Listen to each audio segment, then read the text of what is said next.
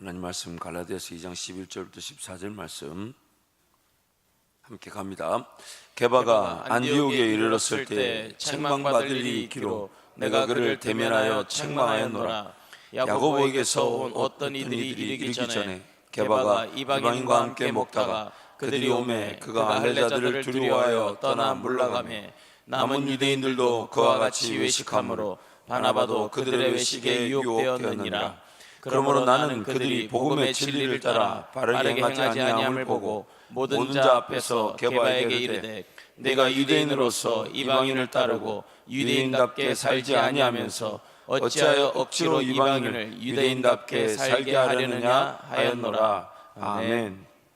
이 게바 즉 베드로에 대한 책망, 이 사도 바울이 베드로를 책망했다라는 내용을 소개합니다. 그 책망의 내용이 뭐냐면 소위 말하는 외식 사건이었죠.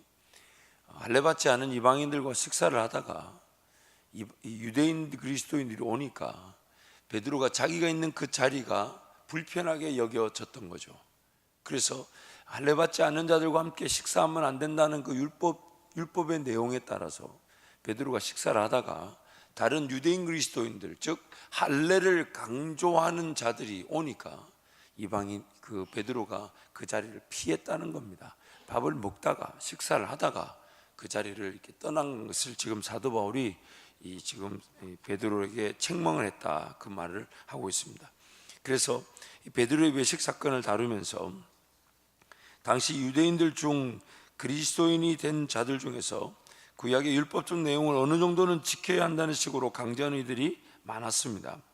그들은 예수님의 말씀 즉 이 땅에 율법을 완성하셨지 폐하신 것이 아니었음을 무기로 삼고 하나님의 은혜로 거듭났지만 율법은 지켜야 한다는 식으로 강조했던 것이죠. 그래서 그들 표현을 그대로 살리자면 예수 그리스도의 은혜로 구원을 얻었지만 지킬 수 있는 율법들은 지키는 것이 좋지 않은가 하는 것입니다. 그러나 그러한 지킬 수 있는 율법들을 지키다 보면 정작 순종하고 따라야 할 성령의 음성을 놓치게 됩니다. 이게 여러분 오늘 우리 삶의 최대 관건입니다. 오늘 성령 하나님의 음성을 놓친다. 한번 예를 들어볼게요. 구약의 제사를 잘 드렸다고 칩시다. 그럼 그 제사 자체가 제사 자체가 전부인가요? 아니죠. 제사를 드리게 되면서 하나님과 나와의 관계가 이제 시작이 된 것이죠. 내가 제사를 통해 하나님께 용납이 되어진 것이니까.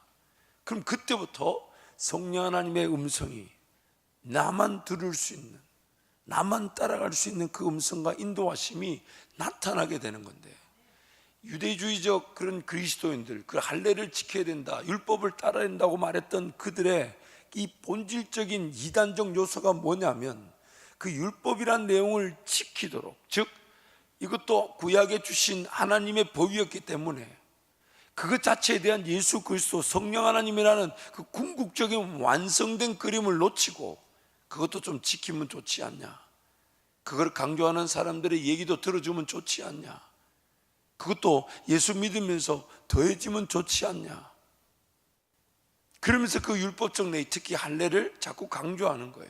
그러다 보니까 그것 자체가 하나님과의 관계 중심에서의 삶의 시작이 되지 못하고 그것 자체가 하나의 목적으로 둔갑해버리고 말죠. 우리 신앙생활도 마찬가지입니다. 예수 그리스도 이름 의지하여 예배하러 달려나온 이유가 뭡니까? 기도하는 이유가 뭡니까? 말씀을 펴서 묵상하고 읽으며 그 말씀을 통해 하나님 음성을 듣고자 함이 뭡니까? 그거 자체가 목적입니까? 아니면 그것이 시작입니까? 내가 기도하고 내가 말씀을 읽는 이유가 뭐냐 말이에요.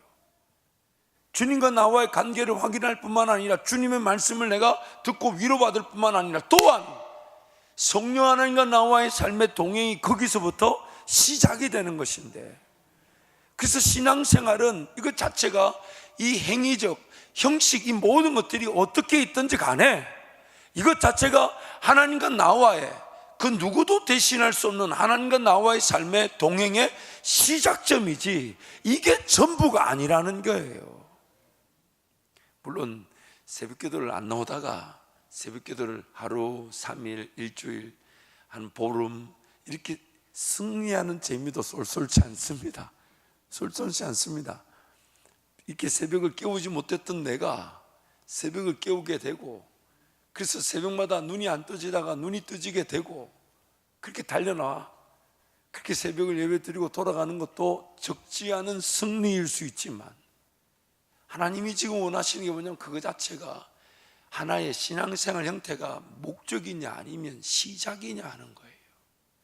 이제부터 더 기대하고, 이제부터 하나님과 나와의 관계에서 성령 하나님의 그 음성, 그 인도하심, 어느 길로든 나를 이끌어 가실 것인데, 어떤 역사가 어떻게 나타날지 모르며 내 일터에, 직장에, 가정에, 자녀들에게, 우리 교회에, 더 나아가서 나를 통하는 어떤 하나님 나라 거시적 관점에서의 민족적 회복과 선교적 차원에서의 그 역사들, 차마 내 입으로 말하기 어려울 만큼의 크고 놀라운 일들이 은밀하게 하나님께는 있다 하시며 그걸 나에게 드러내기를 원하시는데, 어느덧 우리도 모르는 사이에 신앙생활이, 말씀생활, 기도생활 자체가, 그것 자체가 하나의 목적, 목표가 되어버려 있을 수 있다는 겁니다. 더 기대하고, 더 사모하고, 더 긴밀하고 친밀하면서, 그러나 나의 더러운 죄성들, 여전히 나를 지배하고 있는 죄의 권세들, 이런 것들에서 정말 넘어지고 쓰러지는 일이 있더라도 예수 이름 의지하여 다시 나와 하나님 그분을 의지하고 그분을 바라보고 그분과 함께 동행하며 살아가는 것. 그래서 율법은 항상 우리에게 하나님과의 관계적 측면에서의 시작으로 우리에게 제시되어진 것이지 그 자체가 목표이었던 적이 없습니다. 그러나 이 유대주의적, 즉 할례를 강조했던 이 그리스도인들은, 자칭 그리스도인들은 그 할례라는 것 자체를 지킨다 안 지킨다, 여전히 율법의 내용을 지킨다 안 지킨다, 이거에 얽매여 있어가지고 진정한 그 성령 하나님과의 동행을 경험해 보지 못했던 겁니다. 성령 하나님의 그 인도하심, 자유케 하심, 성령 하나님만이 내 삶에 진정한 그 은혜, 능력, 권세. 그래서 다시 한 번 더 급히 이 내용을 강조하면, 지킬 수 있는 율법들을 지키다 보면 정작 순종하고 따라야 할 성령의 음성을 놓치게 됩니다. 놓치게 됩니다. 그리고 지킬 수 있는 율법들을 지키는 것은 결국 신앙생활에 열매가 없는 상태를 지속시키게 되고 식상함과 피곤함을 피할 수 없습니다. 신앙생활 자체가 식상하고 피곤해진 이유는 딱 한 가지입니다. 예배 그 자체가 그냥 드렸다라는 것으로 목표, 목적, 전부가 되어버렸고, 기도 시간을 지켰다, 그냥 말씀 읽었다, 하나의 종교 생활로 머물면 신앙생활은 결코 열매를 볼 수가 없습니다. 재미가 없어요. 재미가. 왜냐하면 율법을 지키는 것으로 그 어떤 성령의 열매가 나타나지 않기 때문입니다. 구약에 주었던 율법 자체는 하나님과 나와의 관계를 회복하기 위한, 그래서 이제부터 하나님, 성령 하나님을 따라갈 수 있도록 만들어준 은혜였는데, 그래서 그것이 이제는 우리에게는 예수 그리스도라는 완성된 법으로 주어져 있기 때문에 예수 그리스도를 믿는다 할 때는, 그분 이름을 의지한다 할 때는 이제부터 성령 하나님이 무엇을 말씀하실지, 이제부터 성령 하나님이 어떤 길로 인도하실지, 이제부터 성령 하나님이 나에게 무엇을 원하시는지, 이게 이제 시작이 된다는 것인데, 그것에 대한 기대감 없이 그저 종교 생활할 수 있다는 겁니다. 구원을 얻었지만 율법을 지켜야 한다고 말하는 이들이 있다면 그들을 이해해주고 기다려줘야 되지만 그것이 공동체 전체의 규율과 법으로 제시되어서는 안 됩니다. 안 됩니다. 하나님 은혜를 누리는 일에 이런 거 해야 된다, 이런 거 필요하다 말할 수가 없습니다. 말할 수가 없습니다. 우리는 그렇게 말할 자격이 없어요. 내가 기도할 수 있는 자격은 내가 뭔가 선한 일을 했기 때문에 기도할 수 있는 자격이 주어진 게 아니에요. 내가 하나님의 은혜를 누릴 수 있는 자격은 지난날에 내 삶을 잘 살았기 때문에 하나님의 은혜를 누릴 수 있는, 구할 수 있는 자격이 주어진 게 아닙니다. 나는 예수 이름으로 기도할 수 있게 되었고 예수 이름으로 하나님 은혜를 구할 수 있게 된 것뿐입니다. 성령 하나님의 인도하심과 민감하지 못하게 할 뿐, 인도하심에 민감하지 못하게 할 뿐 아니라 자유할 삶이 지킬 수 있는 율법을 지키기 위한 종으로 전락되고 마는 것입니다. 물론 기준에 이 지나친 높은 기준을 두고요, 자기 나름대로 높은 지나친 기준을 두고 그 기대치를 맞추려고 할 때 자유하지 못하는 경우는 좀 있을 수 있습니다. 신앙이 부담이죠. 예전에 제가 미국에서 달라스에서 사역할 때 이제 한 청년을 이제 우리 집사님 한 분이 저한테 소개를 하셨어요. 변호사 집사님이셨는데 그 청년이 뭐냐면 한국 한인 청년인데 소위 말하는 이제 언더그라운드 뭐라 그러죠? 지하 세계 거기에서 이제 있던 청년이었어요. 그런데 이제 어떤 폭력 사건에 이제 연루가 되면서 이제 우리 변호사 집사님이 이제 변호를 해주면서 이제 전도하고 저를 이렇게 붙여주셨어요. 그래서 이제 이렇게 대화를 나눠보는데 이 청년이 온몸에 문신이에요. 온몸에 문신. 그래서 이제 제가 이제 성경 공부를 하자 그랬더니 목사님 어떻게 하면 빨리 하나님을 만날 수 있습니까? 이렇게 얘기하는 거예요. 그래서 제가 그러면 이제 그렇게 말하면 좀 이렇게 저도 이렇게 조금 천천히 여유 있게 좀 지속적으로 살펴야 되는데 그 말 들으면서 이제 저도 그때는 전도사였으니까요. 내일부터 새벽 기도를 깨우라고. 그래가지고 새벽 기도를 나오더라고요. 첫째 날 딱 나왔어요. 와, 그래 어떻게 나왔냐 했더니 밤새 앉았다 하더라고. 밤새 안 자고 딱 나왔어. 그리고 이제 그 다음날 못 왔어요. 그래가지고 연락을 해보니까 연락이 안 돼요. 그리고 한 3일 동안 연락이 안 되더라고. 그래서 한 3일 뒤에 전화가 됐어요. 그러면서 저거 뭐라냐면 저는 지옥 가서 마땅합니다 이래요. 왜 이러니까 새벽 기도도 못 깨우고 말이에요. 그래서 내일 나와라. 그래서 또 내일 새벽 나왔는데 물어봤어요. 또 안 잤대요. 왜 안 왔냐 했더니 첫째 날 딱 새벽을 깨우고 말씀 딱 듣고 집에 가서 깊이 자고 그 다음날 나왔어야 되는데 그날 밤에 잠깐 친구들하고 얘기하다가 잠이 들어버려가지고 못 온 거예요. 그 다음날. 그러니까 잠이 들어 못 온 자기 자신 너무 화가 나가지고 3일 동안 술을 먹었다고 그러더라고요. 너무 화가 나가지고 3일 동안 술을 먹고 3일째 되는 날 이제 제 전화를 그때 겨우 받은 거예요. 그 다음날 오라 했더니 이제 그 얘기를 하는 거예요. 그러면서 제가 달랬어요. 좀 천천히 가자. 나도 몰랐다 천천히. 그런데 그게 잘 안 되는 거예요. 마음은 급한 거예요. 얼마나 높은 기대치.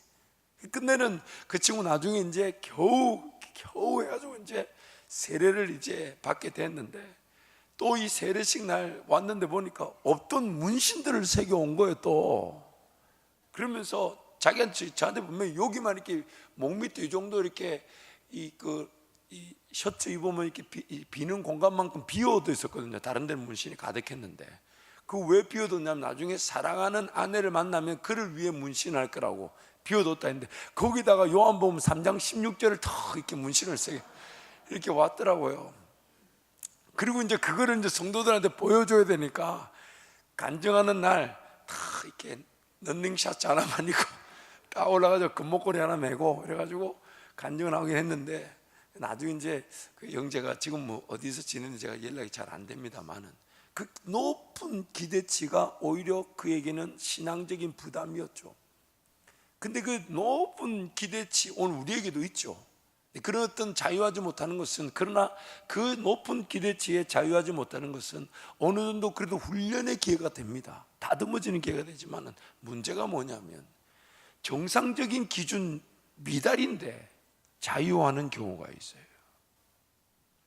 하나님과의 정상적인 관계적 측면에서 하나님과 동행하는 그런 삶의 어떤 기준이라는 게 있는데, 그래서 말씀 생활, 기도 생활하는 것이 최소한 내가 어떤 인생의 어려움을 당하든 기도하면 된다, 말씀 보면 된다라는 그 기준이라는 게 자기만의 기준이 있는데 그 기준 미달된 상태에서 자유하는 경우가 있습니다.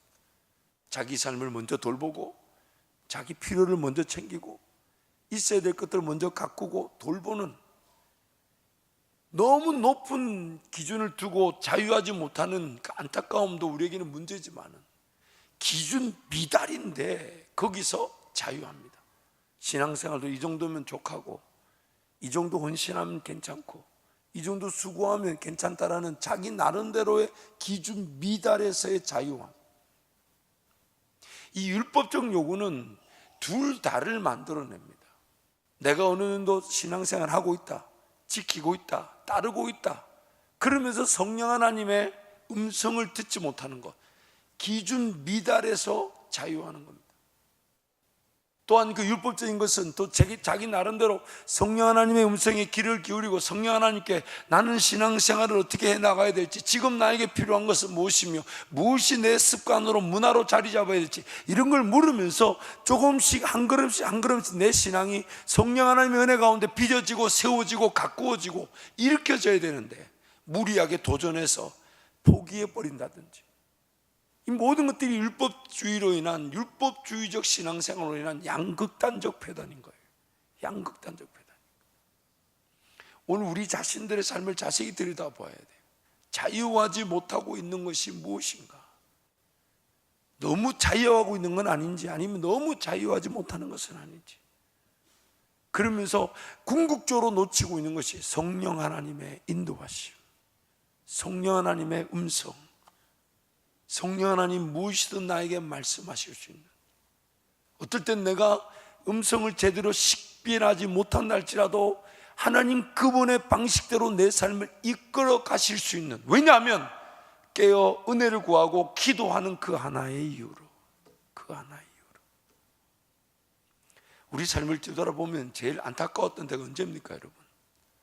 하나님 음성 듣지 못한 채 내 삶을 돌보려고 했던 것이 제일 안타까웠던 시절이었어요. 성령 하나님의 음성을 듣지 못한 채 내 삶을 돌보기 위해 걱정하고 염려하고 근심하며 인생을 허비했던 적이 제일 안타깝습니다.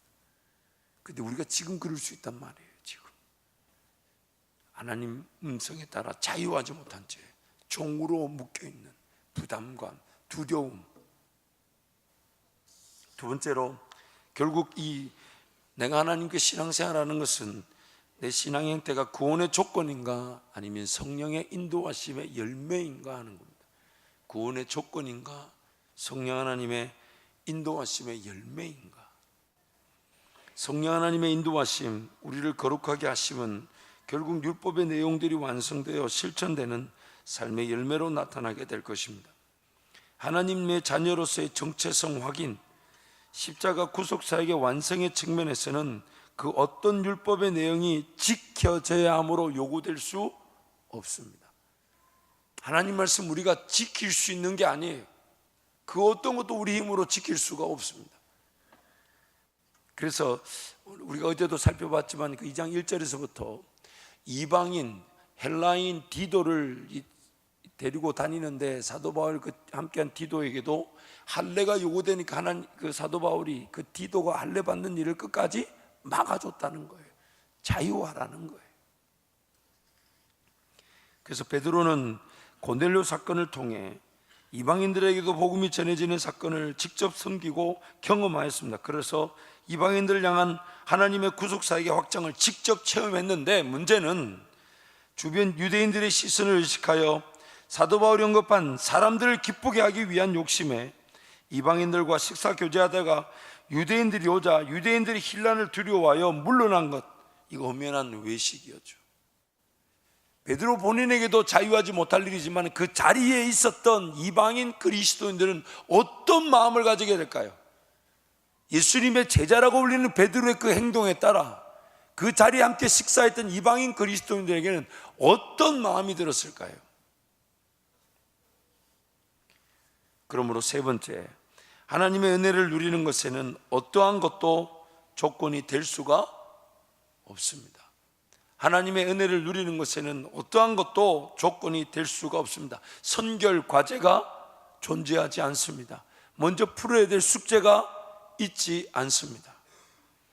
예수 그리스도로 말미암아 구원을 얻는 것은 오직 하나님의 은혜로 이루어집니다. 그 어떤 것도 조건이 될 수 없습니다. 그리고 구원 이후의 삶을 위한 하나님의 은혜 역시 무언가 내가 지켜야만 누리는 조건부적 상태의 것으로 변하지 않습니다. 변하지 않습니다. 다시 한 번 더 강조하겠습니다. 예수를 믿고 난 다음에 오늘 우리 삶에 대한 책임감이 높아지는 건 사실입니다. 잘 살아야 된다. 즉 성령 하나님과 동행하면서 살아야 된다는 그 책임감이 높아집니다. 왜냐하면 심는 대로 거둔다는 그 분명한 진리가 있기 때문이죠. 이 심는 대로 걷는다는 것은 내 삶의 열매로 나타나기도 하지만 이것이 심어진 만큼 자손 대대에게도 영향력이, 열매가 나타난다는 것, 그 심는 대로 거둔다는 것, 그것이 진리이기 때문에 우리에게는 삶에 대한 적지 않은 책임감이 있을 수 있습니다. 그러나 무엇을 심어야 되며, 어디서 심어야 되며, 어떻게 심어야 되며, 얼마나 인내해야 되며, 얼마나 참아야 되는지는 우린 전혀 알지 못합니다. 전혀 알지 못합니다. 그러다 보니 우리도 모르는 사이에 지금 주어진 삶에 대한 그 책임감으로 죄를 다해 심어야 된다는 이유로 열심히 하다 보니까 어떤 것은 성령의 뜻이 아닌데 지나치게 덤벼들어 시간과 물질을 낭비하는 경우가 있고, 그래서 정작 심어야 될 때는 시간과 물질을 낭비하여 심지 못하는 어리석은 일도 일어날 수가 있습니다. 그래서 성경이 이렇게 얘기하죠. 할 수만 있다면 섬기되 믿는 가정에 먼저 우선시하라. 갈라디아서 6장에서 그렇게 말씀하고 있죠. 어떤 우리의 그 연약함을 지금 분명히 경고하고 있는 것입니다. 그래서 성령 하나님과 함께 동행하며 심어야 된다는 것이 부담이지만 동시에 그 부담이 성령 하나님 앞에 깨어 기도하지 않으면 제대로 해소될 수가 없습니다. 제대로 할 수가 없어요. 여러분, 저는 우리가 오늘 선한 일을, 하나님 나라를 위해 심을 수 있는 기회들을 많이 가져야 되는 일이 항상 목적을 두는 사람입니다. 그래서 여러분, 오늘 성도들이 그 선한 사역의 기회만 보게 되면 열매는 반드시 누리게 되니까 어떤 선교든 뭐 구제든 혹은 도와야 되는 모든 것들에 대한 철저하게 은혜를 구하고 교회가 제시해야 된다고 생각합니다. 왜냐하면 교회가 아니면 여러분이 헌신하고 땀 흘리고 수고할 만한 하나님 나라의 기회가 존재하지 않기 때문이에요. 그래서 여러분, 교회에 오셔서 말씀 듣고 영양분을 공급받지만 또한 영양분을 흘러보내는 이 유기체적 관계를 철저하게 지켜내야 됩니다. 그렇지 않으면 헌신과 수고와 충성과 희생의 기회를 맛보지 않으면 심는 일이 일어나지가 않아요. 심는 일이 일어나지 않으면 열매가 없는 삶, 열매를 보지 못하게 돼요. 열매를 보지 못하게 되면 이것만큼 신앙이 재미없고 이것만큼 식상해지는 일이 없어요. 그래서 철저하게 시간을 구별하고 물질을 구별하고 교회에서 어떤 그 필요한 것들, 이런 것들 철저하게 덤벼드려야 됩니다. 주어진 것을 구별해 드리는 것뿐만 아니라 할 수만 있다면 어디서 어떻게 무엇을 좀 더 헌신할까, 이거 항상 고민이 돼야 돼요. 그래서 교회 안에서의 그런 수고 헌신의 기회를 철저하게 누릴 때 그 모든 것들이 열매를 거두게 되지만, 그게 교회 중심이 되지 않으면 결국 세상 나가 돈을 버는 일에, 그래서 그 돈을 벌어서 교회로 오겠다는 이거밖에 안 남는데, 교회 생활, 신앙 생활, 기도 생활이 뜨겁지 않은 사람이 세상 나가 제대로 심을 기회를 얻을 수가 없습니다.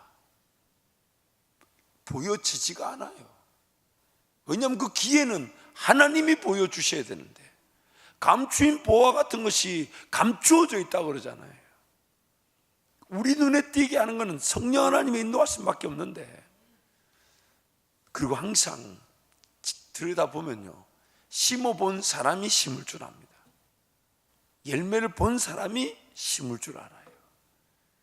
그렇기 때문에 우리 삶의 모든 관심은 거기다가 해야 됩니다.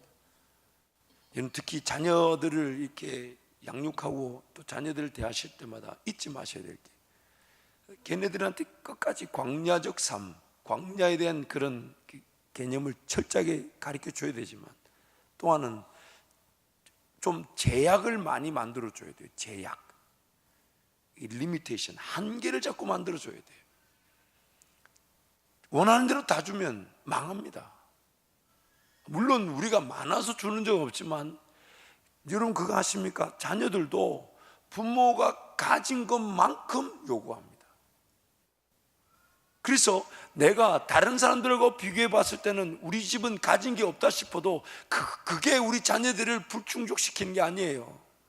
지금 내가 적절하게 가지고 있는 그만큼 자녀들에게 주면 망하는 겁니다. 그래서 자녀들한테는 제약을 만들어줘야 돼요. 불편함을 만들어줘야 돼요. 그래야만이 창의성이 높아지게 되고 생존 경쟁력이 살아나게 되는데, 여러분 자세히 들여다보세요. 옛날에 우리 부모님들은 집이라도 하나 있어야 된다고 꿈을 꿨던 시절이 있지만, 지금은 85년 이후로 태어난 자녀들은 꿈이 없습니다. 삶에 도전이 없어요. 이제 누가 집 있어야 된다고, 집 가져야 된다고 그렇게 말하는 자녀들 여러분 보신 적 있습니까? 이제는 집이 어쩌면 남을지도 몰라요. 이제 그런 것조차도 최소한의 꿈이 안 된다는 거예요. 그래서 너희들은 공부만 해라 했는데, 공부만 하라는 그 인간들이 공부만 안 했잖아요. 다른 건 내가 다 수고할 테니 너는 공부만 했는데 공부만 하던가요? 아니에요. 사람이란 존재는 끊임없이 이게 제약이 있어야 합니다. 한계가 있어야 합니다. 그래야 뭔가 어려움을 느끼고 돌파하려고 하고, 그 제약이 있어야만이 자기가 끝까지 깨어 있을 수 있게 되는 건데, 그 제약을 가르쳐 주지 못하다 보니 경쟁력이 없게 되고, 자기 스스로의 경쟁력이 없다 보니까 뭔가 진취적으로 도전하고 시도하는 일이 없어지지 않았나 이 말이에요. 그래서 이제는, 예전에는 여러분 세대에는, 우리 부모님 세대에는 사실 그렇게 어렵지 않았던 국가 공무원직들이 이제는 얼마나 어려워져 버렸습니까? 얼마나 어려워졌습니까? 왜 어려워졌습니까? 자기 경쟁력이 없는 자녀들이 그때 다 몰리니까 그런 거 아니냐 이 말이에요. 자기만이 걸어갈 길이 있는 건데. 근데 그런 모든 것들이 결국 뭐가 문제입니까?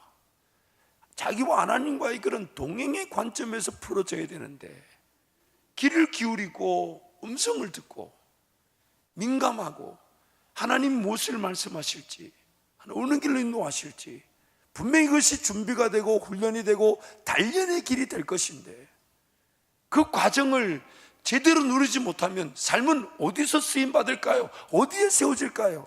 뭐가 주어질까요?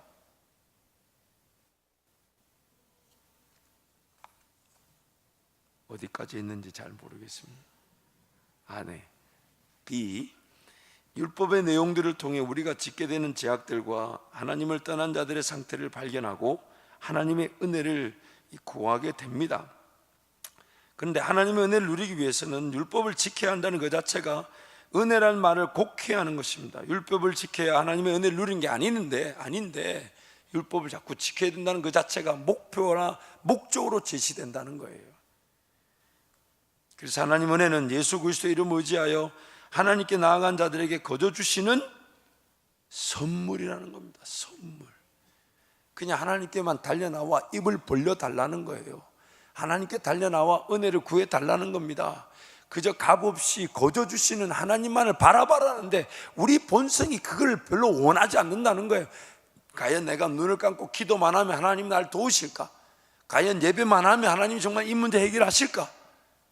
전혀 그렇게 느끼지 않는다는 겁니다. 그래서 그 기도의 자리 그냥 나오지 않고 예배의 자리 그냥 나오지 않는 거예요.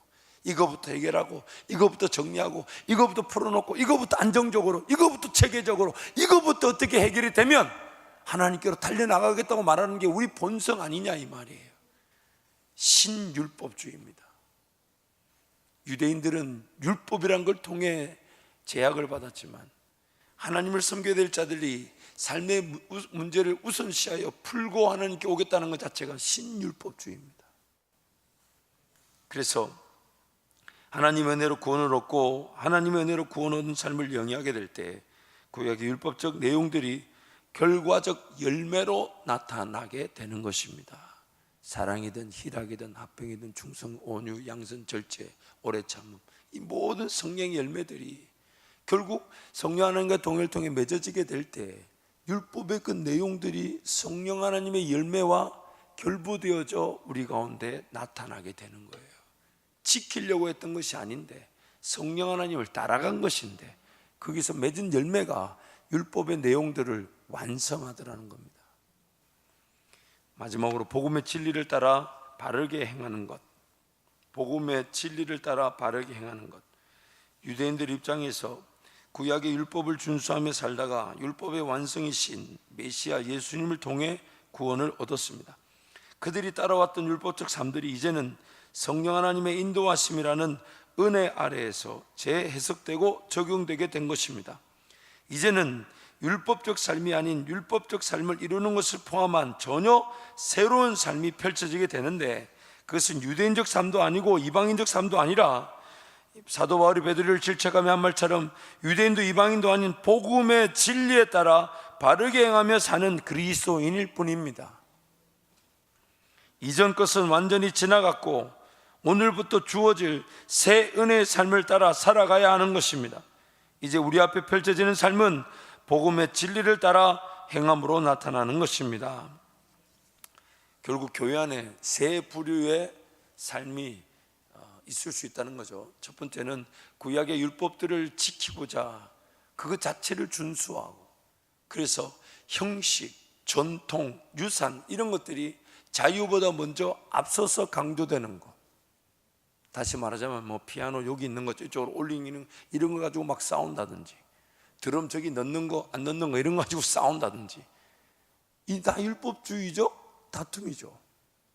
이걸 해야 되나 말아야 되나, 그건 꼭 그 자리에 있어야 돼. 내 누구를 지칭하는 게 아니라 그럴 수 있다고요. 그거는 꼭 거기 있어야 돼. 그럼 물어봅니다. 왜 있어야 됩니까? 원래 거기 있었기 때문에. 어지간하면 거기 있으면 좋겠어요. 그런데 만약에 그게 없어도 되면요, 없어도 되면, 그렇지 않아요? 없어도 되면 나도 모르게 아무 이유 없이 고집 부릴 때가 있다는 거예요. 자기도 평생 그렇게 생각 안 해본 거예요. 그냥 몇십 년을 거기 있는 거 봤기 때문에 거기 있어야 된다는 거예요. 근데 율법주의자는 어떤 요구일 수 있죠. 두 번째는 이 인간적 생각과 방법이 하나님의 생각보다 앞서는 것. 이건 역시도 신율법주의입니다. 성령 하나님의 음성보다 내 소리, 내 음성, 내 방법, 내 지식, 내 경험이 앞서는 것. 신율법주의적 생각이죠. 그러나 성령 하나님의 인도하심에 따라가는 것, 여러분 잊지 마십시다. 기도의 자리에 오는 것은 단순히 내 생각, 내 방법, 내 지식 혹은 살아가야 될 인생의 문제를 풀기 위한 것만이 아닙니다. 아닙니다. 무엇이든 말씀하실 성령 하나님을 기대하는 것입니다. 기대하는 것입니다. 풀어야 될 인생의 숙제가 우선적으로 보이겠지만, 그럼에도 불구하고 오늘 이 아침에 우리가 기도할 때는 그거보다 더 성령 하나님이 급하게 여기시는 것이 있다면, 하나님 제가 그 음성을 듣게 도와주십시오. 그게 바로 성령 하나님과의 동행이며 그 길만이 내가 자유할 수 있는 유일한 길이고 내 삶이 하나님의 은혜로 보호될 수 있는 유일한 방법인 것입니다. 이 시간 한번 통성으로 기도하겠습니다.